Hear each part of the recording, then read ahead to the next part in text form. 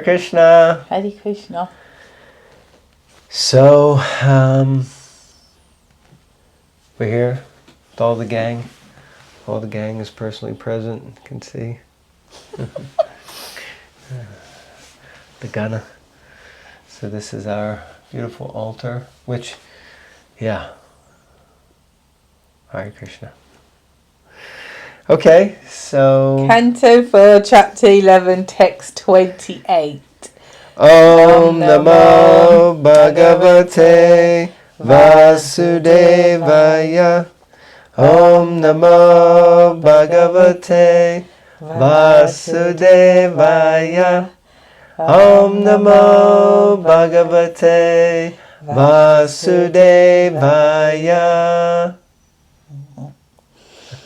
Text 28. My dear Dhruva, at the age of only 5 years old, you were very grievously afflicted by the words of your mother's co-wife, and you very boldly gave up the protection of your mother and went to the forest to engage in the yogic process for realization of the Supreme Personality of Godhead.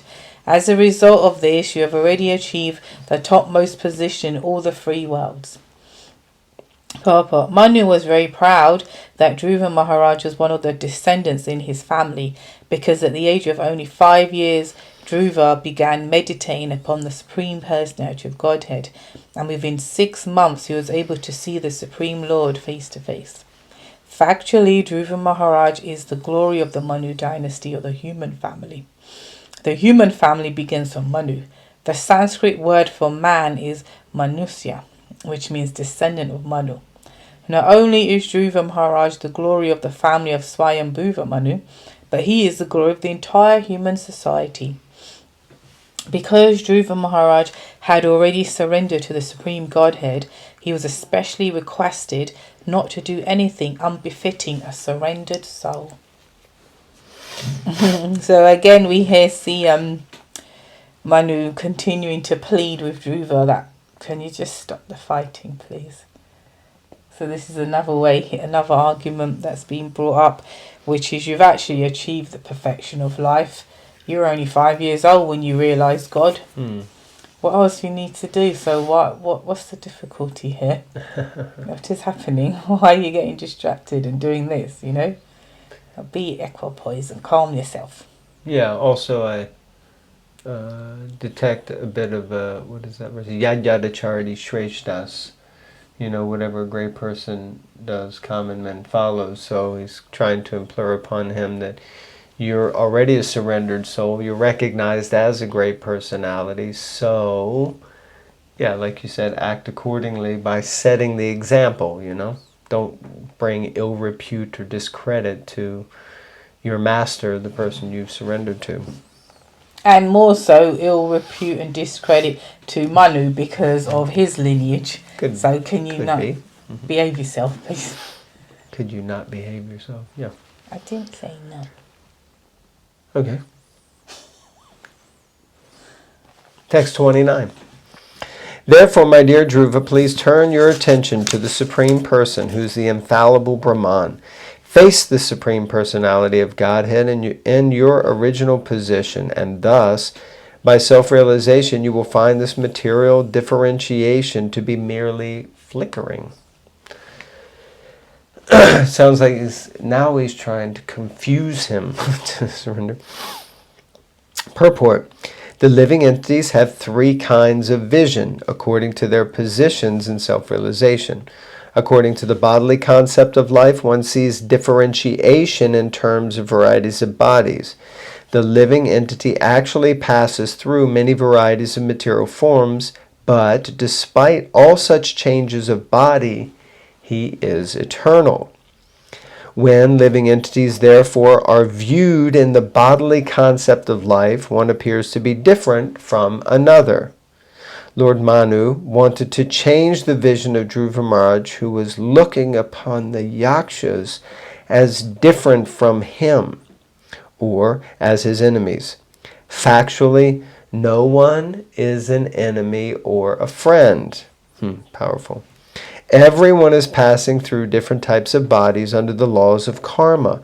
But as soon as one is situated in his spiritual identity, he does not see differentiation in terms of this law. In other words, as stated in the Gita 1854, Brahma Bhuta Prasanatma Nashochati Nakankshati Sama Sarveshu Bhuteshu Madbhaktim Labate Param. A devotee who is already liberated does not see differentiation in terms of the outward body. He sees all living entities as spirit souls, eternal servants of the Lord. Dhruva Maharaj was advised by Lord Manu, interesting, he keeps addressing him as Lord Manu, to see with that vision. He was specifically advised to do so because he was a great devotee and should not have looked upon other living entities with ordinary vision. Indirectly, Manu pointed out to Dhruva Maharaj that out of material affection, Dhruva thought of his brother as his kin. Kin is such an American kind of, I don't know, Southern American term. Kin, is that your kin, boy? You know, kind of thing. Do you use the term kin in British English? No. No. It may be the American disciples that edited the books. Maybe, yeah. I mean, it is an Oxford dictionary word for someone you're related to, I'm sure. But anyway, so Dhruva thought of his brother as his kin and the yakshas as his enemies. Such observation of differentiation subsides as soon as one is situated in his original position as the eternal servant of the Lord.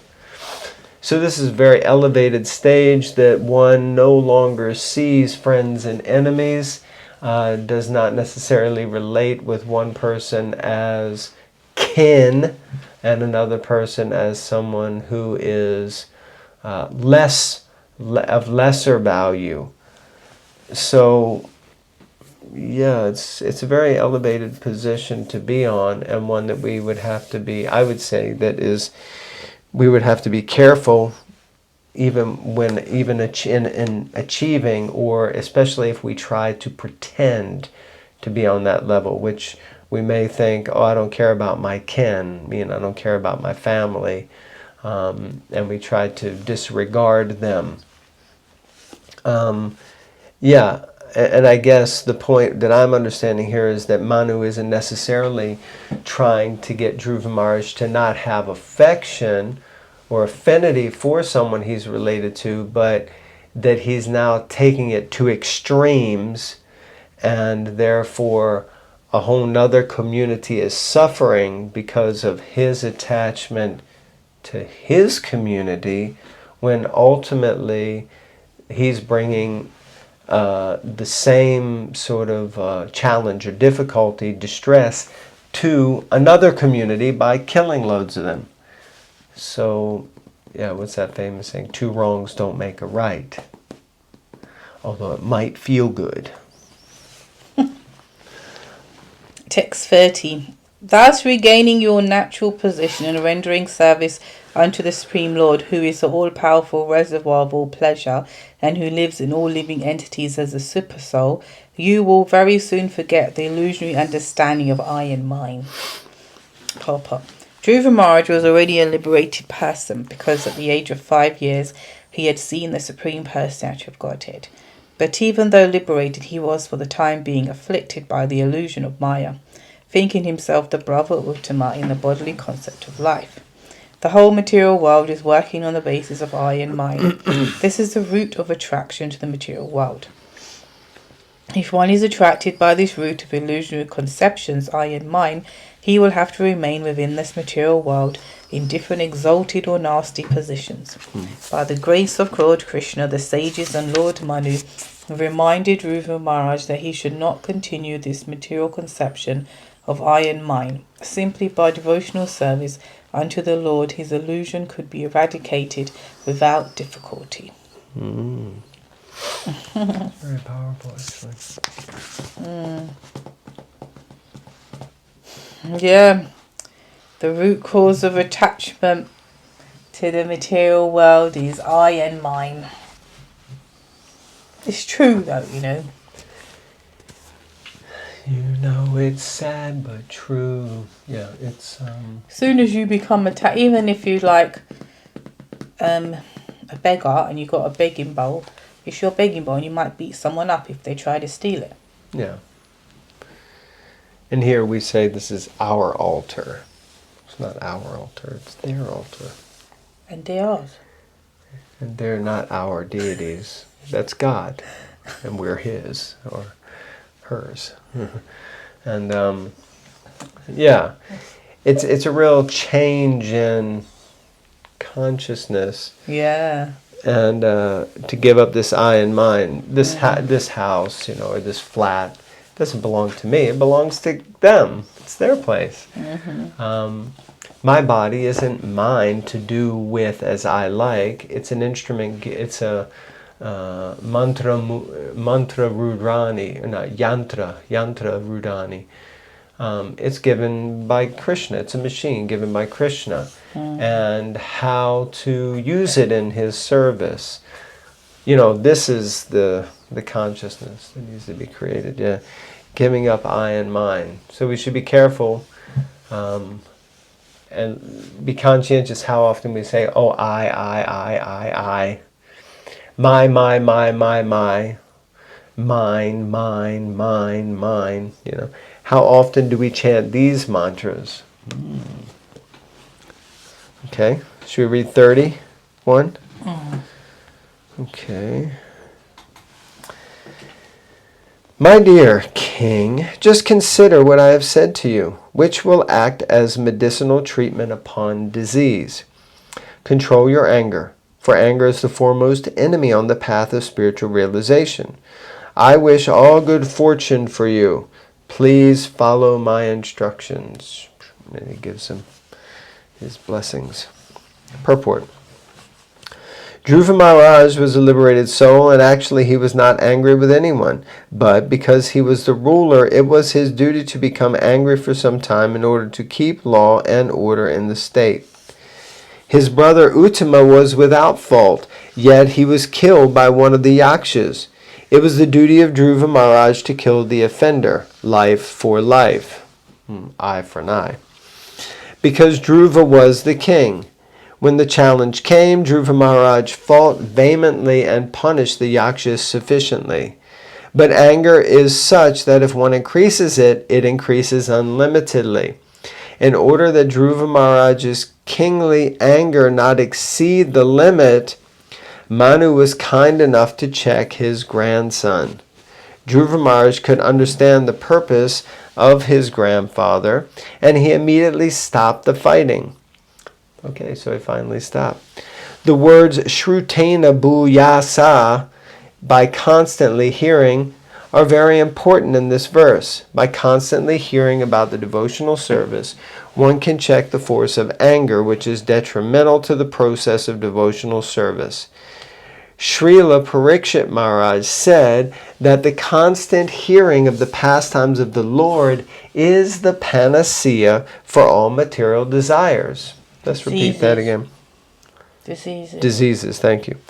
Srila Parikshit Maharaj said that the constant hearing of the pastimes of the Lord is the panacea for all material diseases. Everyone therefore should hear about the Supreme Personality of Godhead constantly. By hearing, one can always remain in equilibrium, and thus his progress in spiritual life will not be hampered. Okay, very powerful. So Dhruva Maharaj wasn't exactly upset or angry with anyone, but he did kill, it says here, one of the yakshas, but it seems that he was killing quite a few of the yakshas. And he can understand the mood of his grandfather by asking him to stop fighting. But then it says, by constantly hearing about devotional service, one can check the force of anger, which is detrimental to the process of devotional service. And by constantly hearing pastimes. So what we're doing now is like somehow the perfection of our life. but it's certainly not easy. Those of you who are at home or on the other side of the camera, listening or watching, the idea is that the more that we hear about the spiritual energy, about Krishna's spiritual energy, steeped within this material world, the more that we become, as you were saying the other day, like fearless. The more that we become free from the fear of birth, death, disease, and old age, for instance, as well as many other things. Anyway, a few thoughts. Next paragraph. Dhruva Maharaj's becoming angry with the miscreants was quite appropriate.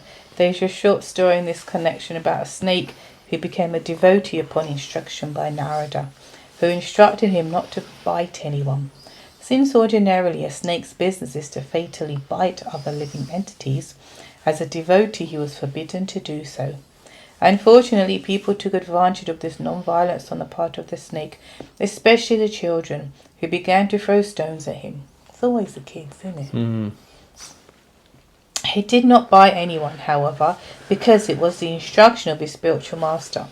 After a while, when the snake met his spiritual master, Narada, he complained, "I have given up the bad habit of biting innocent living entities, but they are mistreating me by throwing stones at me." Upon hearing this, Narada Muni instructed him, "Don't bite, but do not forget to expand your hood as if you were going to bite. Then they will go away." Similarly, a devotee is always non-violent.